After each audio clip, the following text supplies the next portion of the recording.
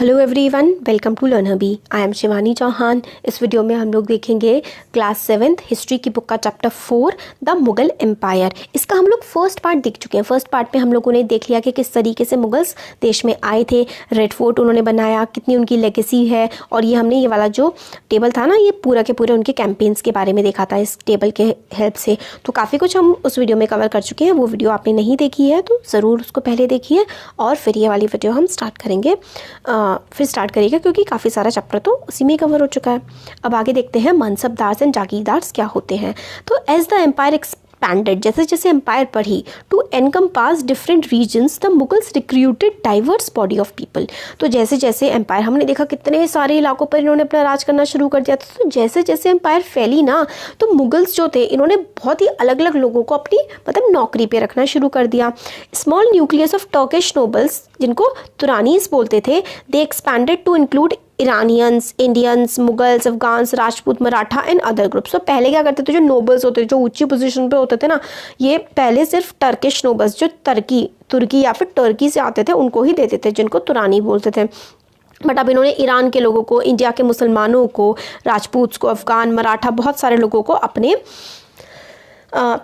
नौकरियों पे रखना शुरू कर दिया। ठीक है। Those who joined Mughal service were enrolled as mansabdars. जो मुगल्स की सर्विस को ज्वाइन करते थे ना, मगर मतलब मुगल्स के साथ काम करते थे, उनको क्या कहा जाता था? उनको मनसबदार कहा जाता था। Term mansabdar refer to an individual who hold a mansab. Mansabdar कौन होता था? ऐसा इंसान जो एक मनसब होल्ड करता था, मतलब जिसके पास एक मनसब होती थी, जिसका मतलब होता था रैंक या फिर पोजीशन। तो आपको बहुत अच्छे से याद रखना है, दिस इज वेरी इंपॉर्टेंट, कि मनसब क्या होता है। मनसब जो है ना, मनसब का मतलब होता है रैंक। ठीक है, रैंक या फिर पोजीशन, कोई रैंक होगी, पोजीशन होगी, उसी को ही हम मनसब कहते हैं। It was grading system used by Mughals to fix rank. Grading system था कि मतलब जैसे आपके स्कूल में होता है ना कि इसके अच्छे मार्क्स आए हैं तो इसको ये वाला ग्रेड मिल गया, उसको आए, तो इसी तरीके से ये लोग भी ना क्या करते थे, रैंक प्रोवाइड करते थे। ठीक है, रैंक, फिर उसके बाद सैलरी, फिर उसके बाद military responsibilities. Rank and salary were determined by the numerical value called जात। रैंक और सैलरी जो होती थी ना, एक जात से डिफाइन करते थे। जितनी ज़्यादा जात होगी, more prestigious was the nobles position in the court and the largest salary. तो मतलब ये इंसान ABCD, सपोज करिए ABCD 4 लोग हैं, इसका जो है ना मनसब, या फिर इसका मनसब सबसे ज़्यादा है। सपोज करिए इसका मनसब है 400, इसका मनसब है 400, मतलब इसका मनसब, इसका सबसे ज़्यादा लिया है ना, तो 3000, इसका 4000 हो गया, इसका 3000 हो गया, इसका सपोज करिए 250 ही है, ऐसा सपोज करिए कि 2700 है। तो सबसे ज़्यादा सैलरी किसकी होगी? सबसे ज़्यादा सैलरी A की होगी, क्योंकि देखिए ये क्या होता था ना, मनसब एक रैंक होती थी। इसकी रैंक 1 हो जाएगी, इसकी रैंक 2 हो जाएगी, इसकी रैंक 4 हो जाएगी और इसकी रैंक 3 हो जाएगी। कचड़ पचड़ हो गया ना। बस आप ये समझ लीजिए कि जो एक ज़ात होती थी, rank and salary was determined by the numerical value जात। सबको ना जात प्रोवाइड कर दी जाती थी। तो A की जात क्या है? A की जात 4000 है। B की जात क्या है? सपोज करिए 3000 है। C की जात क्या है? 250 है। और D की जात क्या है? 2700 है। तो सबसे ज़्यादा जात किसकी है? A की जात है। तो ये सबसे ज़्यादा प्रेस्टिजियस होगा, सबसे ज़्यादा इसकी इज्जत की जाएगी और सबसे ज़्यादा सैलरी भी इसको मिलेगी। तो एक न्यूमेरिकल वैल्यू, एक नंबर की वैल्यू दे देते थे, उसको जात बोलते थे और उसके अकॉर्डिंग ही सारे काम ये लोग चलाते थे। ठीक है, तो 2 चीज़ समझी हमने। मनसबदार, मनसब का मतलब होता है रैंक, और रैंक कैसे डिसाइड करते थे? हाँ, एक जात से रैंक को डिसाइड किया जाता था। Mansabdars military responsibility required him to maintain specified number of sawars और कैवलरीमैन। मनसबदार मिलिट्री रिस्पॉन्सिबिलिटी भी होती थी कि भाई कोई जंग वंग हो गई तो लोग प्रोवाइड करने पड़ेंगे, तो इसके लिए वो लोग सवार या फिर अपने सैनिक वगैरह रखते थे। Mansabdar brought his cavalrymen for review, got them registered, their horses branded and then received money to pay them salary. तो मनसबदार अपने लोगों को लेकर के आते थे, जो पैदल आर्मी होती थी, और उनको रजिस्टर करवाते थे, घोड़े को ब्रांड करवाते थे कि भाई ये वाला घोड़ा इसका है, ये वाला घोड़ा ऐसे करके, फिर उनकी सैलरी भी लेते थे।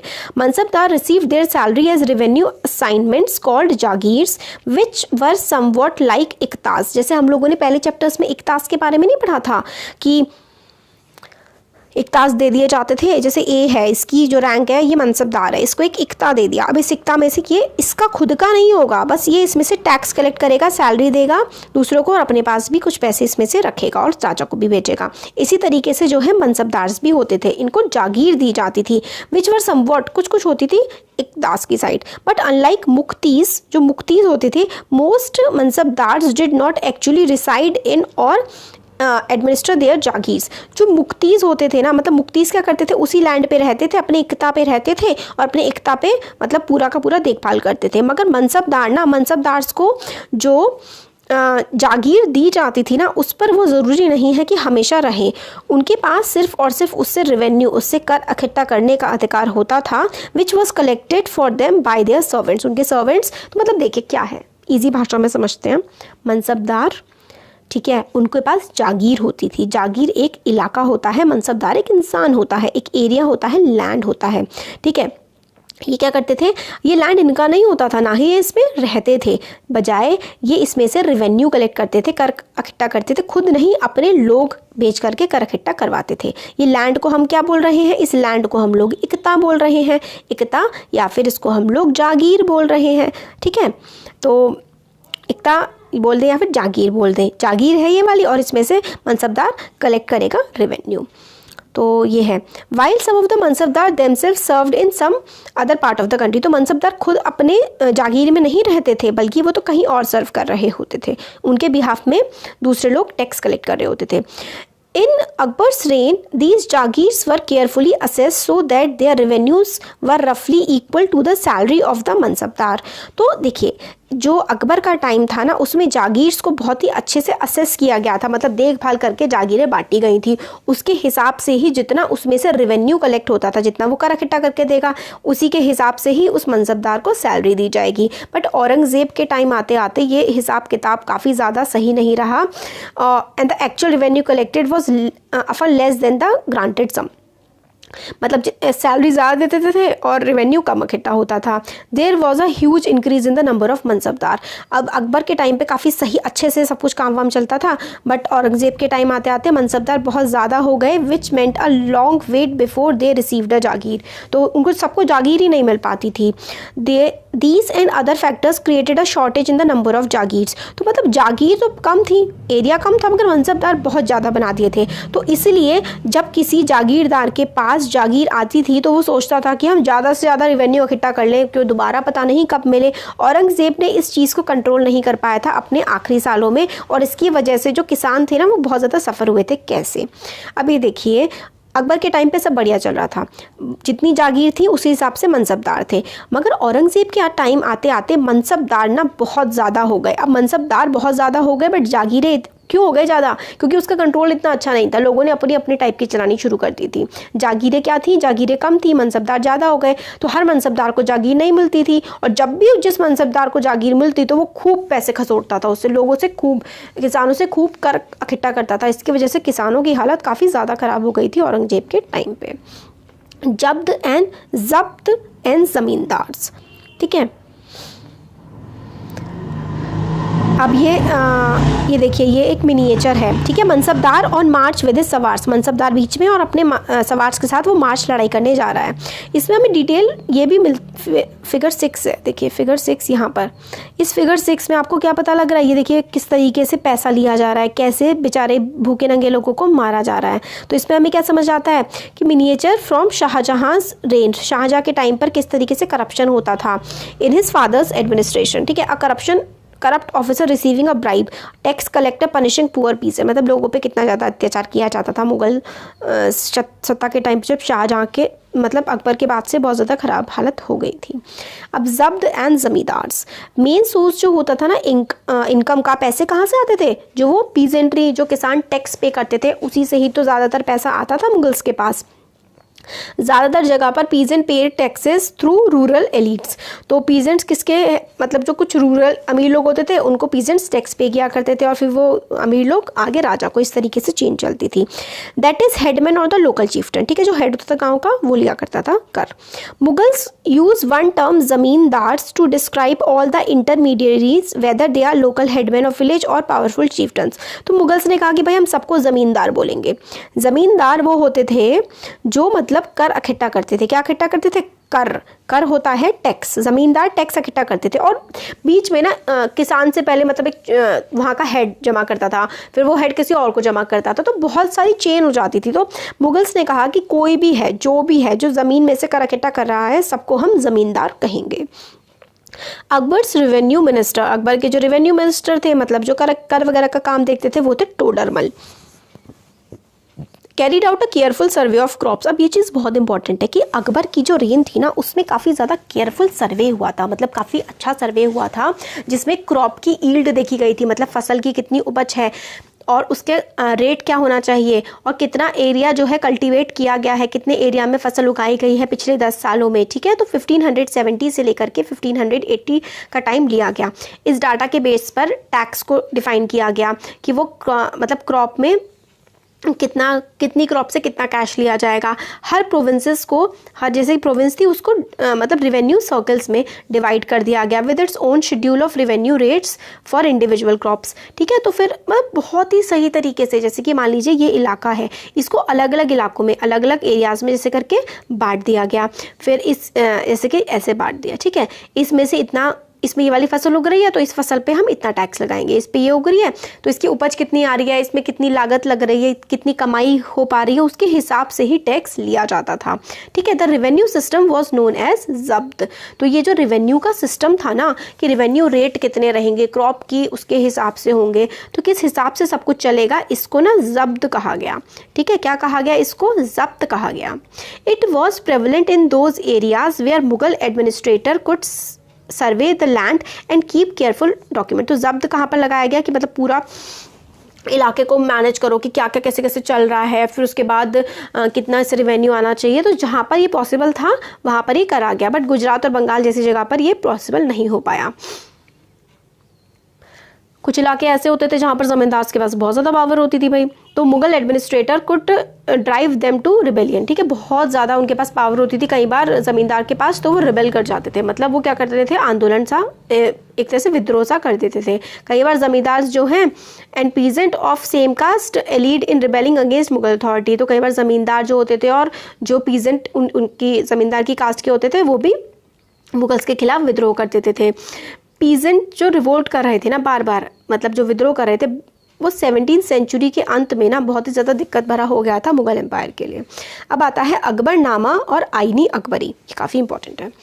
अकबर ने ऑर्डर किया था अपने एक क्लोज फ्रेंड जिनका नाम था एंड कोटियर, उनके दरबारी भी थे, अबुल फजल, उनकी जो उनका जो कार्यकाल है उसकी हिस्ट्री लिखने के लिए अबुल फजल ने 3 वॉल्यूम लिखी और उसका नाम रखा गया अकबरनामा, ठीक है। अबुल फजल ने लिखी है अकबरनामा, उसका तीसरा पार्ट है Ain Akbari. The first volume dealt with the Akbar's ancestors and the second volume recorded the events of Akbar reign। तो पहला जो 3 देखिए अकबरनामा लिखा गया था, अकबरनामा किसने लिखा? अबुल फजल ने लिखा। अकबरनामा को 3 पार्ट्स में डिवाइड किया गया था। पहला पार्ट जो था ना वो अकबर के पूर्वजों के बारे में था, जैसे कि बाबर हो गया, हुमायूं हो गया, तैमूर वगैरह, इनके बारे में। फिर दूसरा पार्ट जो था कि अकबर के इलाके में, अकबर के टाइम में, अकबर की रेन का मतलब होता है समय जो चल रहा होता है, शासनकाल, उसमें क्या चल रहा है। और तीसरी थी आईनी Akbari, it dealt with Akbar's administration. ये बहुत इंपॉर्टेंट है। आईनी अकबरी किसने लिखी? अबुल फजल ने लिखी, और 3 वॉल्यूम्स जो लिखी थी ना अकबरनामा के उसमें ये 3rd है। आईनी अकबरी बताती है हमें अकबर की एडमिनिस्ट्रेशन के बारे में, हाउस होल्ड कर में किस तरीके से चीज़ें चलती थी, आर्मी कैसे होती थी, कर कैसे इकट्ठा करा जाता था, ज्योग्राफी कैसी थी, मतलब इलाका जो था उसमें कैसे पहाड़, कैसे पेड़, कैसे जानवर थे, ये सारी की सारी चीज़ें लिखी गई। तो हम लोग को काफ़ी रिच डिटेल पता लगती है ट्रेडिशन और कल्चर की उन लोगों की जो इंडिया में रहते थे। मोस्ट इंटरेस्टिंग एस्पेक्ट जो है आईने अकबरी का is its rich statistical details about things as diverse crops, yields, prices, wages and revenue. मतलब क्रॉप्स के बारे में किस तरीके के रेट चल रहे हैं, कितना रेवेन्यू लिया जा रहा है, सारी की सारी चीज़ों के बारे में बताया गया। तो ये अबुल फजल भेंट कर रहा है, मतलब दे रहा है आईने अकबरी या फिर अकबरनामा अकबर को। अब आता है closure look Akbar's policies. Akbar की पॉलिसीज़ को देख लेते हैं। तो जो ब्रॉड फीचर थे ना अकबर की एडमिनिस्ट्रेशन के, वो हमें अबुल फजल ने अकबरनामा में और जो उसकी लास्ट वॉल्यूम है आईने अकबरी में हमें काफ़ी कुछ देखने को मिलता है। अबुल फजल ने एक्सप्लेन किया है कि एम्पायर जो है ना वो काफ़ी सारी प्रोविंसेस में, मतलब जैसे कि इंडिया है, इंडिया को काफ़ी सारे राज्यों में, स्टेट्स में बांटा हुआ है ना, इसी तरीके से मुगल एम्पायर भी काफ़ी सारे प्रोविंसेस या फिर उन्हें सूबा कहते थे, सूबों में बटा हुआ था। और उसका जो गवर्नर होता था, उस सूबे का जो हेड होता था, उसको सूबेदार कहा जाता था। और वो पॉलिटिकल मिलिट्री फंक्शन, मतलब कैसे उसके इलाके में, सूबे में क्या चलेगा, ठीक है, किस तरीके से लड़ाइयों के लिए सेना इकट्ठी करी जाएगी, सब कुछ वो सूबेदार काम करता था। ठीक है, वो पॉलिटिकल और मिलिट्री फंक्शन दोनों के दोनों करता था। Each province also had a financial officer. Financial officer जैसे कि आज के फाइनेंस मिनिस्टर है ना, पैसे का हालचाल देखते हैं, तो उन्हें दीवान बोला जाता था कि वो पीस एंड ऑर्डर भी मेंटेन करेगा, ठीक है, प्रोविंस में, कि सब शांति बनी रहे, ये भी दीवान देखता था और पैसे से रिलेटेड चीज़ भी देखता था। सूबेदार क्या करता था, was supported by other officers. काफ़ी सारे ऑफिसर्स जो हैं शांति बनाने के लिए, मिलिट्री जैसे कि बख्शी वगैरह, मिलिट्री पे मास्टर, ठीक है, बख्शी होता था। बख्शी कौन होते थे, मिलिट्री में होते थे। Minister in charge of religious and charitable patronage, sadr, ये भी इंपॉर्टेंट है। सद्र कौन होते थे, सद्र क्या होते थे, जो रिलीजियस और चैरिटी वगैरह के लिए किस तरीके से क्या क्या दिया जाएगा वो सद्र करते थे। मिलिट्री के हेड कमांडर होते थे फौजदार, और पुलिस के कमांडर होते थे कोतवाल, है ना, जो पुलिस में होते थे।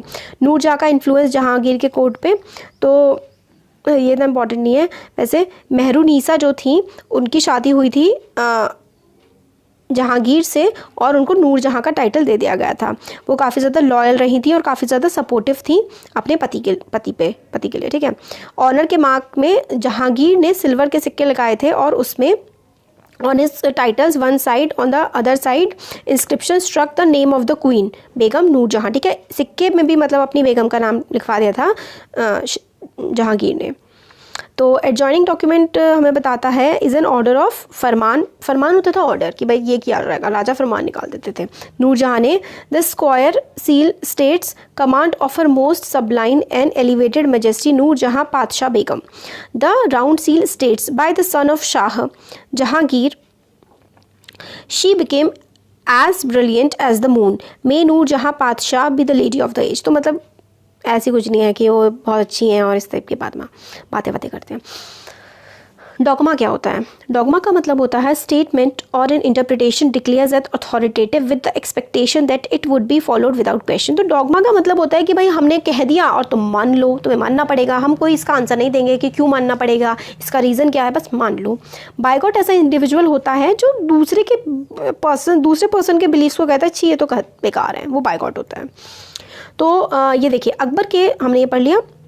अब ये देखते हैं अकबर के जो नोबल्स थे, Akbar's nobles commanded large armies and had access to large amount of revenue while they were loyal the empire function efficiently but by the end of 17th century many nobles had built independent networks of their own. But starting में देखिए क्या था, अकबर के time पर तो सारे nobles मतलब अकबर के अंडर के लोग थे, अच्छे से काम करते थे। बट 17th century आते आते वो सब अपने अपने इंटरेस्ट के लिए काम करना उन्होंने शुरू कर दिया था।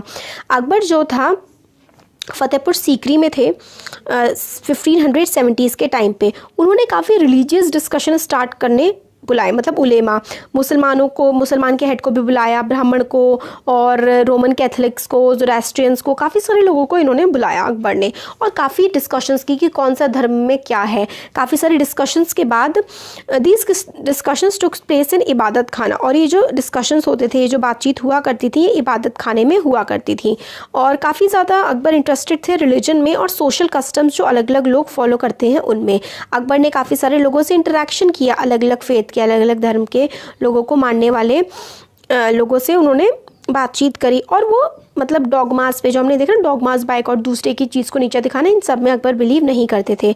तो उन्होंने देखा कि सारी की सारी their teachings created divisions and disharmony among his subjects. वो कहते हैं कि अगर कोई किसी को नीचा दिखाता है तो एक तरीके से समाज में अशांति फैलती है। This eventually led Akbar to the idea of sulh-i-kul universal peace. तो इतनी सारी अकबर डिस्कशन करते थे, कहाँ पर करते थे, ये बहुत इंपॉर्टेंट है, कहाँ पर करते थे, अभी थोड़ी देर पहले हम लोगों ने देखा था इबादत खाना, ठीक है, इबादत खाना जो है वहाँ पर अकबर अपने रिलीजियस डिस्कशंस किया करते थे। तो फिर ये ना एक सुली कुल पे पहुँच गए, एक यूनिवर्सल पीस का आइडिया सुली कुल था, अकबर ने दिया था, ये था यूनिवर्सल पीस कि हम किसी के साथ भेदभाव नहीं करेंगे, हर धर्म को हम लोग आराम से सब साथ मिल करके रहेंगे, ठीक है। और उन्होंने किस पर फोकस किया कि हम ईमानदार रहें, न्याय प्रिय रहें, शांति प्रिय रहें और यूनिवर्सली हर किसी पे एप्लीकेबल होगा। अबुल फजल ने हेल्प करी थी अकबर को फ्रेम करने के लिए कि गवर्नेंस कैसा होना चाहिए, गवर्नेंस मतलब किस तरीके से राजकाज चलना चाहिए, वो सुली कुल में भी मतलब लिखा गया था। और the principle of governance was followed by Jahangir and Shahjahan as well. और यही जो प्रिंसिपल था ना कि शांति प्रिय चीज़ें चलनी चाहिए, ठीक ठीक ठाक से सबको सम्मान दो, ही जहांगीर और शाहजहां ने तो फॉलो किया बट औरंगजेब ने नहीं किया। हाँ, तो ये भी इंपॉर्टेंट है। देखिए अकबर ने ना कमीशन किया था काफ़ी सारे संस्कृत के कामों को, संस्कृत के वर्क को पर्शियन में उसने लिखवाया। मकताब खाना, ठीक है, और translation bureau was also establish. तो ये भी इंपॉर्टेंट है कि मकताब खाना क्या था। ट्रांसलेशन ब्यूरो मतलब ट्रांसलेट किया जाता था एक टेक्स्ट को, संस्कृत के काफ़ी सारे टेक्स्ट को जो है वो पर्शियन में ट्रांसलेट किया गया। और कहाँ पर था? फतेहपुर सीकरी के में था। महाभारत हो गई, रामायण हो गई, देखिए महाभारत, रामायण, लीलावती, योग वशिष्ठवर जो है नोटेबल संस्कृत के वर्क्स थे जिनको ट्रांसलेशन किया गया। The Razmnama Persian translation of Mahabharata, ठीक है, महाभारत को भी ट्रांसलेट किया गया। Contains lavish illustrations of the events of Mahabharata. तो बहुत सारे महाभारत, रामायण और काफ़ी सारी चीज़ों का ट्रांसलेशन करवाया था अपनी पर्शियन में अकबर ने। सूली कुल था, वही था हम लोगों ने देखा था कि सूली कुल में क्या है, यूनिवर्सल पीस, कि हम लोग सबके साथ अच्छे से रहें, हम लोग किसी के साथ बुरा बर्ताव ना करें, इंटॉलरेंस ना दिखाएं, सब शांति से रहें, यही सूली कुल था। अब आता है Mughal empire in 17th century. तो ये हाँ बस अब लास्ट है आगे चैप्टर का। तो 17th सेंचुरी के टाइम में मुग़ल एम्पायर की एक बुरी हालत हो गई थी, ठीक है। तो एडमिनिस्ट्रेटिव और मिलिट्री एफिशिएंसी जो थी ना मुग़ल एम्पायर की, वो काफ़ी led to great economic and commercial prosperity. काफ़ी अच्छे मिलिट्री एफिशिएंसी थी, एडमिनिस्ट्रेशन भी अपना ये लोग अच्छे से चलाते थे और इसकी वजह से मुग़ल एम्पायर में काफ़ी ज़्यादा प्रॉस्पेरिटी आई, काफ़ी ये लोग पैसे वाले हो गए थे। इंटरनेशनल ट्रैवलर्स जो आते हैं वो बताते हैं कि कितना ज़्यादा यहाँ पे वेल्थ थी, कितने पैसे वाले मुगल्स ये हुआ करते थे। बट दीज सेम विजिटर्स ये भी हमें बताते हैं कि पॉवर्टी, गरीबी भी बहुत ज़्यादा थी, जो कि बहुत ही ज़्यादा हमें दिखाई पड़ती थी, ठीक है। इनइक्वालिटीज़ बहुत ज़्यादा थी, मतलब कोई बहुत ज़्यादा अमीर था, कोई बहुत ज़्यादा गरीब था। डॉक्यूमेंट्स जो कि 20th year of Shahjahan's reign inform us that the highest ranking mansabdar were only 445 in number out of total 8000। तो शाहजहां के टाइम पे बहुत ज़्यादा मनसबदार हो चुके थे और हाईएस्ट रैंकिंग तो सिर्फ 445 थे और बाकी this small number, a mere 5.6% of total number of mansabdar received 60% of total estimated revenue। तो मतलब सिर्फ 5%, देखिए सिर्फ 5% जो मनसबदार थे ना उनको 61% की सैलरी मिल जाती थी, ठीक है। बाकी सारे लोगों के पास बहुत कम सैलरी जाती थी। तो इसके क्या समझ में आता है कि भेदभाव बहुत ज़्यादा था। मुग़ल एम्पायर्स और बाकी जो मनसबदार थे वो काफ़ी ज़्यादा पैसा spend a great deal of income on salaries and goods, मतलब सैलरी देने में काफ़ी ज़्यादा उनका पैसा निकल जाता था। This expenditure benefited the artisans and peasantry who supplied them with goods and produce. और वो काफ़ी ज़्यादा पैसा जो खर्चा करते थे, तो जो आर्टिसन होते थे, पीजेंट्री होते थे, उनको मतलब किसानों को और जो कारीगरों को इससे फ़ायदा भी हुआ। बट रिवेन्यू कलेक्शन जो था ना left very little for investment in the hand of primary producers. मतलब लैंड इन्वेस्टमेंट नहीं हो पाई क्योंकि अब राजा के पास पैसा कम होता था, उसको सैलरी ज़्यादा देनी पड़ती थी। पीजेंट और आर्टिसन को इससे दिक्कत हुई। जो पूरे सबसे गरीब लोग थे उनको काफ़ी ज़्यादा मतलब बुरी हालत हो गई थी और उनके पास एक तरह से खाना भी नहीं था। Tools and supplies to increase productivity, मतलब खेतों में उपज ज़्यादा हो पाए इसके लिए भी कुछ नहीं किया जा रहा था। जो पैसे वाली पीजेंट्री थी या फिर आर्टिसन ग्रुप थे, मर्चेंट बैंकर, उनको काफ़ी ज़्यादा प्रॉफिट हुआ, गरीब लोगों को नुकसान हो रहा था। अब जो काफ़ी ज़्यादा वेल्थ थी, रिसोर्सेज, जो मुगल्स जो एलिट थे, ऊंचे या फिर अमीर लोग थे, वो काफ़ी ज़्यादा पावरफुल हो चुके थे। और मुग़ल अथॉरिटी धीरे धीरे अंग्रेज़ों के आने से पहले मुगल्स जो है ना कैसे अंग्रेज़ राज कर पाए, क्योंकि मुगल्स काफ़ी ज़्यादा वीक हो चुके थे। फिर इनकी जो कमांड थी मतलब साउथ इंडिया में हैदराबाद, अवध वगैरह, ये सब इनके हाथों से धीरे धीरे जाने लगा था। अब ये इतना इम्पॉर्टेंट नहीं होता है एल्सवेयर वाला कि किंग्स एंड क्वींस तो ऑटोमन टर्की के बारे में हमें इसमें बताया गया है। सुल्तान सुलेमान जो थे उनके टाइम में ऑटोमन स्टेट ने ना काफ़ी ज़्यादा यूरोप पे कब्जा कर लिया था, हंगरी, ऑस्ट्रिया वगैरह तक भी, और इन्होंने बगदाद, इराक, मोरक्को वगैरह जो है सुलेमान ने काफ़ी सारा इलाका कैप्चर कर लिया था। और इन्होंने ऑटोमन नेवी बनाई थी, मतलब शिप्स वगैरह इन्होंने बनाए थे, और ये मेडिटेरेनियन सी को काफ़ी ज़्यादा करते थे कैप्चर, और स्पेन के साथ इनका कंपटीशन चल रहा था। इतना ही है, मतलब दूसरे इलाकों का है, हमारे सिलेबस के हिसाब से इतना ज़्यादा इंपॉर्टेंट नहीं है। तो क्वेश्चन हमारे हो गया सारा का सारा chapter complete, question answers already complete है, पहले से बना चुके हैं। तो कैसा लगा वीडियो ज़रूर बताइए, अच्छा लगा लाइक करिए, चैनल को सब्सक्राइब करिए, फ्रेंड्स के साथ शेयर करिए। Thank you.